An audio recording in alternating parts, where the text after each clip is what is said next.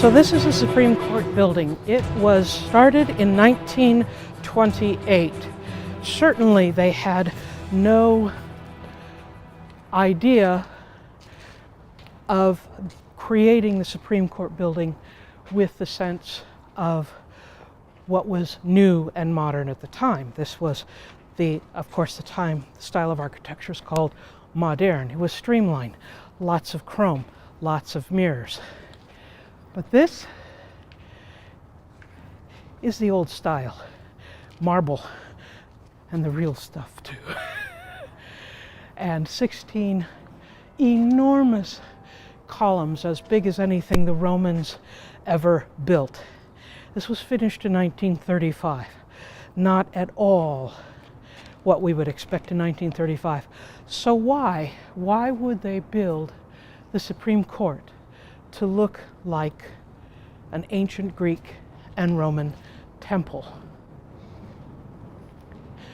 I think it was to put people in a different place in their minds. It was a way to give a sense of importance to what is happening in the building and to state some of the most important aspects of both the Greek democracy and the Roman Republic. Two times that we, as people who study history, can find some interesting virtues from these people and understand them and understand a lot more about ourselves.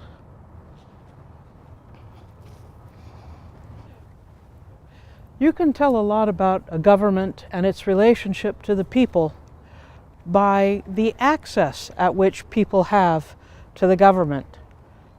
In ancient times and kingdoms, oftentimes the king was enthroned in a castle and completely out of the way of everyone else. But here, we're on the east side of the Capitol building. And the Capitol, this east side, has a large open plaza. And if you look around, you can see not only the Capitol building where the Senate and the House of Representatives meet, but if you look around, there's office buildings for various senators and congressmen, and the Supreme Court building over on that side. So this makes a big, open, accessible forum.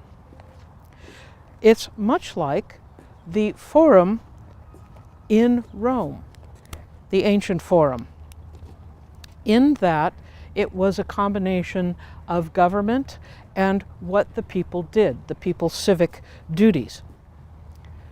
So the ancient Roman Forum was actually started out as the marketplace for Rome. They started building temples in that area because it was centrally located, and some of those buildings, parts of them are still there. There's a shrine, the Shrine of Vulcan, that was eventually turned into a meeting place for the Senate, where they met for a couple of centuries. They later moved into bigger buildings, and eventually they had a special built building for them, the Basilica Julius, named after Julius Caesar. And this single building for the early part of the empire became home for the legislative and judicial aspects of the government. Very much like this building had been built in the 19th century to house both the legislative and the judicial aspects of the government, until the Supreme Court building was built in the 20th century. Just as the building here had been under almost constant construction, reconstruction, etc., since George Washington laid the cornerstone in 1793, so too did Rome and the Roman Forum continue to keep building throughout the Republic and throughout the Empire. One of the last buildings in the Roman Forum, in fact, is called the Basilica Nova, or the Basilica of Maxentius. Maxentius started building it in the beginning of the 4th century, and it was finished by Constantine after he had defeated Maxentius. But if you recall, Constantine will eventually move the capital of the Roman Empire to Constantinople in Byzantium, leaving Rome to eventually fall into disrepair and ruin. So this is the west side of the Capitol building. It's on the opposite side of where we were.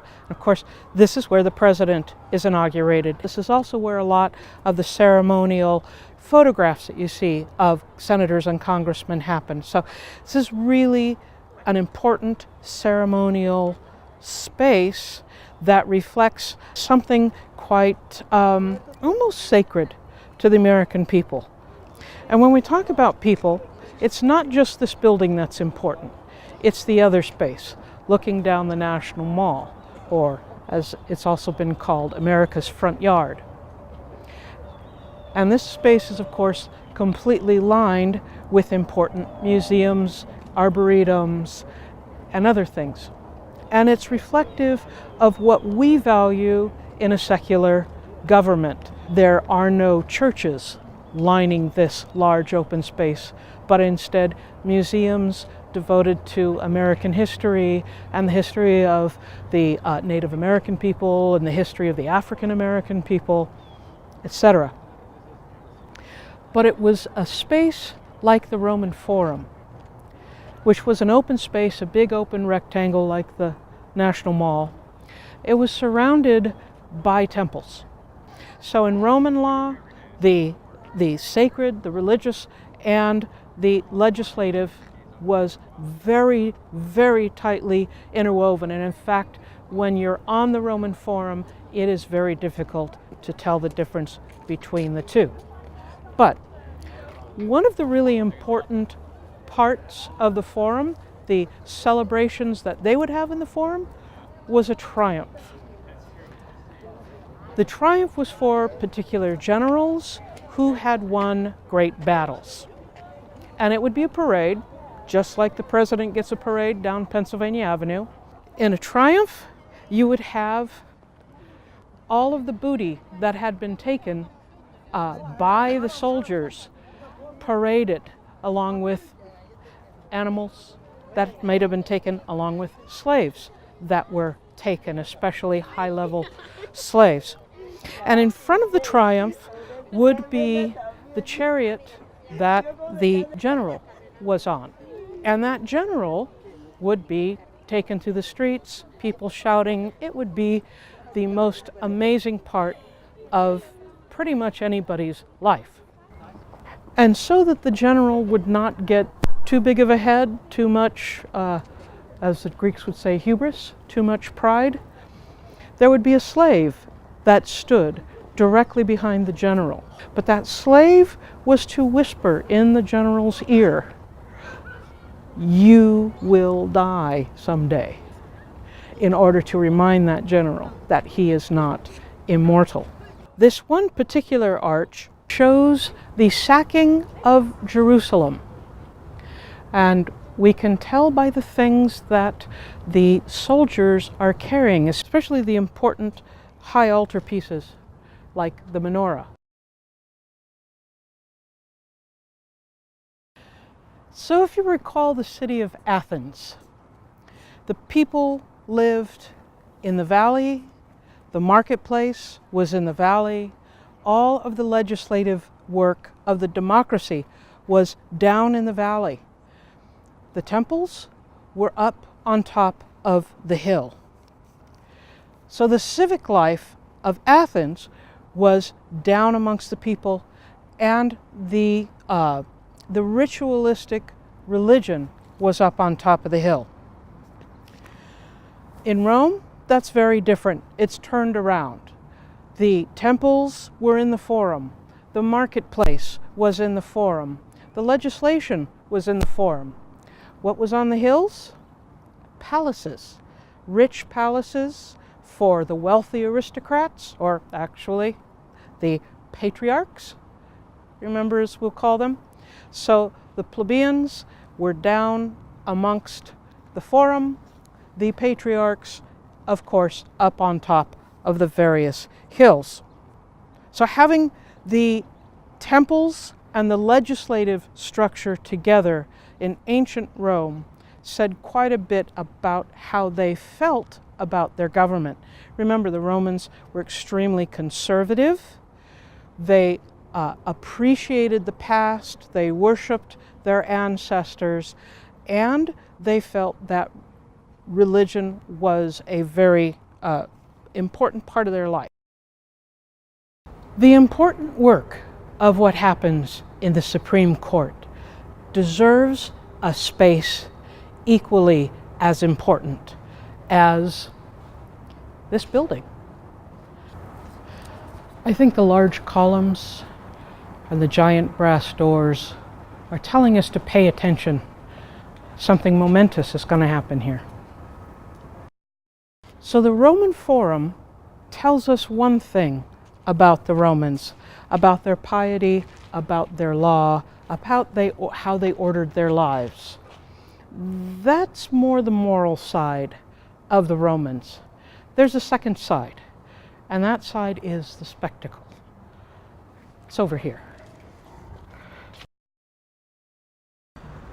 So one thing that walks hand in hand with ritual is spectacle. And nothing represents the spectacle aspect of the Roman Empire like this building behind me, the Colosseum, otherwise known as the Flavian Amphitheater. It was started under Emperor Vespasian around 72 CE and finished under Titus in 80 CE. So it's clearly in the age of the emperors. So opening day of the Colosseum wasn't just one opening day, it was 100 opening days. Each day had different acts. It was a huge blowout. This building would have been white, polished marble, clean, spectacular. Each of those round arches that aren't on the ground floor, there was a full-sized or larger statue in each of those niches. The bottom row of arches were where people came in and out of. We also know of people selling souvenirs. We have coins that had the likeness of gladiators, so it wasn't that different from our own sports contests. It's unique in the ancient world because it's a freestanding amphitheater. Everyone else built their amphitheaters into the sides of hills. This one is completely freestanding. You can go around it 360 degrees. It's amazing because of its size. It's 615 feet long, 510 feet wide, it's in an oval, and it's almost 150 feet tall. It's the height of a 15-story building. And it could seat up to 80,000 people. That's far more than could seat in most American football stadiums. It's built out of stone, out of brick. It does look pretty dilapidated now, if only because, well, it's almost 2,000 years old. It was destroyed partially by earthquake, was destroyed partially by fire, and for many years after the fall of the Roman Empire, opportunistic builders would use chunks of it to build other buildings. This is an 18th century representation of what it would look like. They took this from what they could find as far as the ruins and from some coins that had been minted during the time that the Colosseum was in use by the Roman Empire. There are still a few mysteries and there are a lot of misunderstandings. It's what makes it so fascinating. It's called the Colosseum now because next to it, Emperor Nero had created a giant statue, a Colossus. That's no longer here, but because it was next to the Colossus, this building was called the Colosseum. And in this space, you could seat a good number of the people of Rome. Now, the senators and the patricians had their own seating area way down in front where the sight lines were the best, and there was a wall separating them from the other people of Rome, the plebeians, who sat way up high in the seating. The most famous spectacles here in the Colosseum were, of course, the gladiator fights. But that's not all. The shows would last an entire day. They would include gladiator fights in the afternoons, but in the morning you were more likely to see more genteel entertainment like clowns, acrobats, and musicians. We know that there were gladiator contests, groups of gladiators fighting, single combat gladiators fighting, an occasional female gladiator. They rarely fought to the death. They fought to live and fight another day. They were quite pampered professional athletes. We have graveyards of gladiators who had had broken bones that had mended over their lifetime. So they were well taken care of, well fed, well trained. But as I said, those aren't the only acts that were here. Oftentimes, rare animals were brought in to fight each other or for humans to hunt.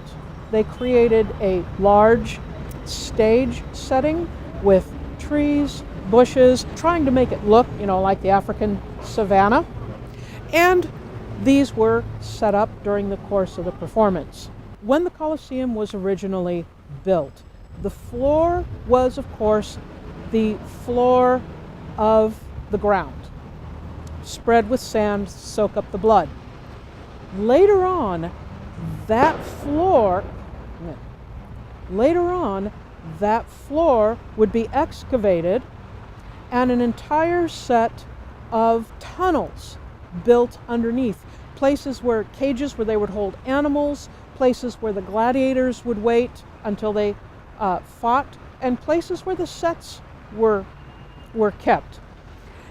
And they had approximately between 13 and 16 trapped doors with elevators that brought the animals or the people or the set pieces up.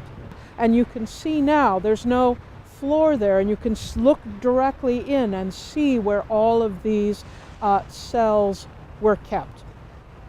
So a day would not only hold gladiators and acrobats and clowns, but at noon, when the more patricians, the richer people, would go home for lunch or go out for lunch, that's when they would have the executions.